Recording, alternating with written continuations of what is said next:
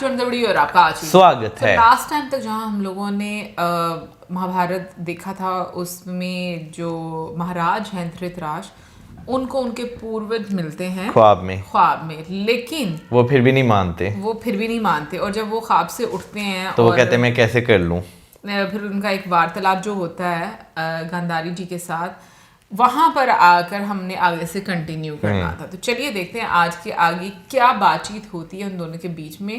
तो चलिए देख लेते हैं ये वीडियो।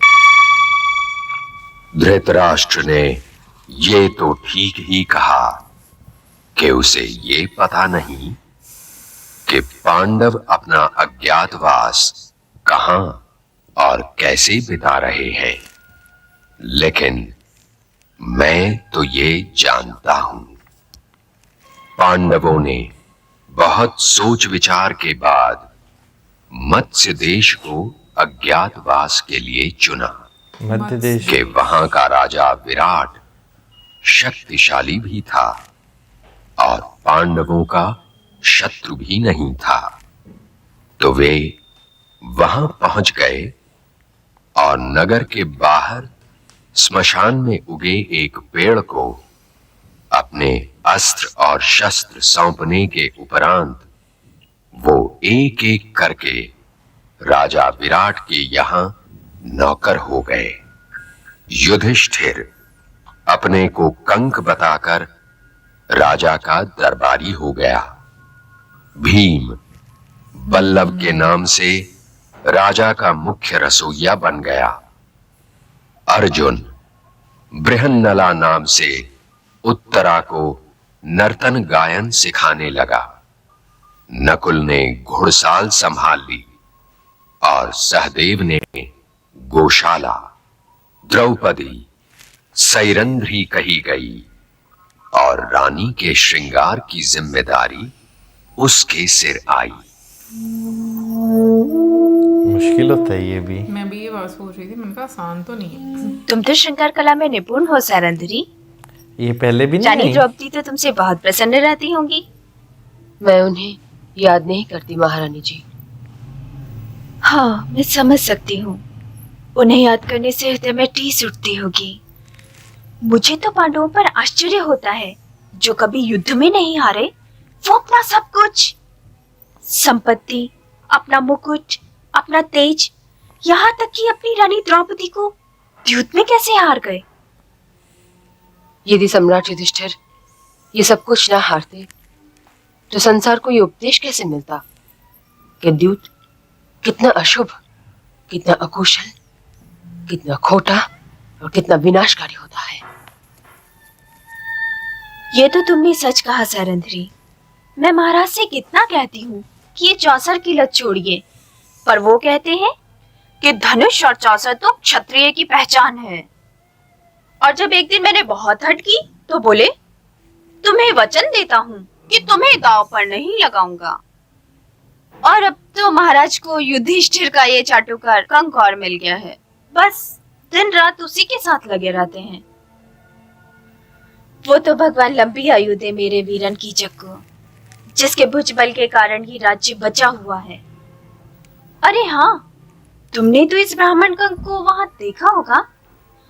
क्या ये सम्राट युधिष्ठिर का भी ऐसा ही मुंह लगा हुआ था? महाराज के प्राण तो उनके अनुजों में है। वो तो स्वयं ही अपने उतने निकट नहीं है जितने उनके अनुज। ये तो अच्छा है। अच्छा ये बता, क्या द्रौपदी को लेकर पांचों पांडवों में कभी कोई खिंचाव पैदा नहीं हुआ? मैंने तो कभी कोई खिंचाव अनुभव नहीं किया। ये तो बड़े आश्चर्य की बात है। और यदि तुम सच कह रही हो तो रानी द्रौपदी बहुत आदरणीय है। उन्होंने अवश्य ही कोई मोहिनी खिला दी होगी पांचों पांडवों को। वैसे भी वो होंगी तो बहुत सुंदर। तनिक उनके सौंदर्य का बखान तो कर। उत्तरा, तुम हिरनी नहीं हो पुत्री, कन्या हो। क्या बृहन्नला ने तुम्हें चलना नहीं सिखाया? क्षमा चाहती हूँ माताश्री। क्या बृहन्नला वास्तव में संगीत और नृत्य कला में निपुण है सैरंध्री? आप स्वयं सोच लीजिए महारानी जी। जिन्हें चित्रसेन ने गायन और नृत्य की शिक्षा दी होगी वो कैसे होंगे? उनकी पखावज की गमक तो इंद्रलोक तक जाती है और अप्सराएं नृत्य करने लगती हैं।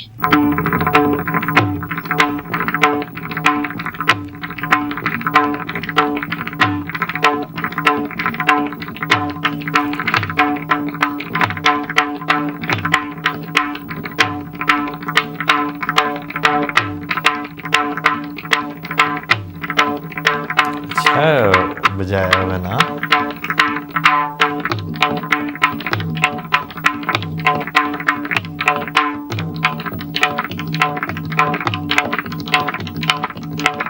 जैसे ये बजा रहे हैं।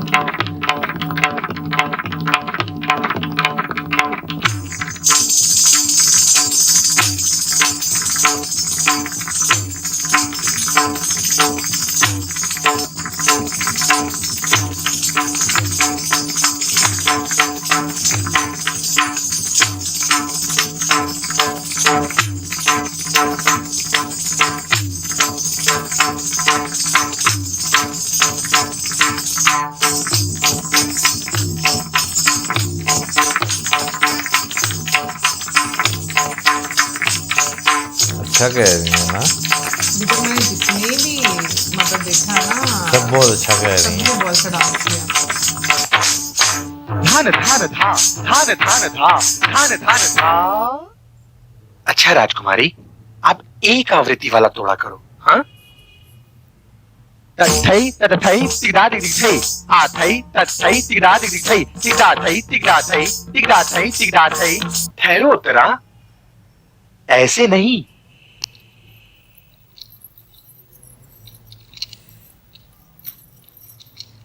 नृत्य में आंखों, भ्रिकुटियों और उंगलियों का बोलना आवश्यक है। नृत्य देखने वाले की आंखों को कान बनाने की कला है राजकुमारी उत्तरा। कुछ कहना ना पड़े और सामने वाले की आंख कान बनकर तुम्हारी बातें सुन ले। नृत्य गुरु है जो शब्द का अर्थ बतलाता है। इसलिए नृत्य को मनोरंजन का साधन समझने की भूल ना करो। नृत्य सभ्यता की तपस्या है। साधना करो, तपस्या करो। मुझे देखो। तथई तथई तिगड़ा दिग दिग थई आ थई तथई तिगड़ा दिग दिग थई तिगड़ा थई तिगड़ा थई तिगड़ा थई तिगड़ा थई तिगड़ा थई तिगड़ा थई। अब तुम करो।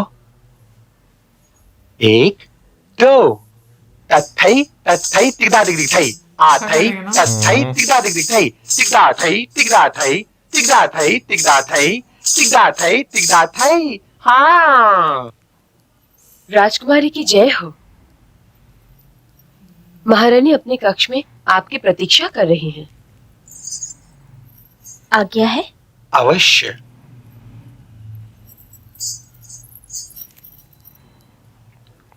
आयुष्मान भव।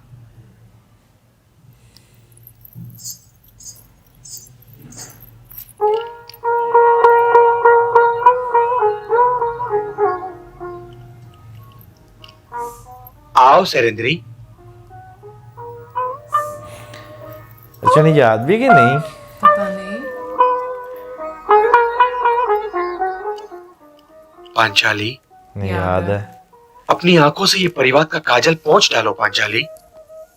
मेरी आंखों में परिवाद का रंग तो है ही नहीं। ये तो उस चेतना का रंग है कि मैं कारण हूं तुम सबकी इस दुर्दशा का। सर्वश्रेष्ठ धनुर्धर गांडीवधारी अर्जुन बृहन्नला के रूप में पखावज बजाता हुआ, पवन जैसा शक्तिशाली भीम एक रसोईया बना हुआ, सम्राट युधिष्ठिर एक राजा का चाकर। चाकर मतलब परिस्थितियों पर रोना तुम्हें शोभा नहीं देता पांचाली। ये परीक्षा के दिन है। इन्हें ना मेरे वान काट सकते हैं, ना ही नकुल सहदेव की तलवार। बड़े भैया का भाला इन्हें छेद नहीं सकता और मझले भैया की गदा इन्हें तोड़ नहीं सकती पांचाली। दिन को तो स्वयं उसके क्षण काटते हैं पांचाली, स्वयं उसके क्षण। 12 बरस का वनवास तो कट ही गया ना, ये 1 बरस का अज्ञातवास भी कट ही जाएगा। क्या महारानी का व्यवहार उचित नहीं था? ये बात नहीं है, किंतु वे सदैव पांडवों और स्वयं मेरी बात करती है। वो तुमसे तुम्हारी अधिक बातें करती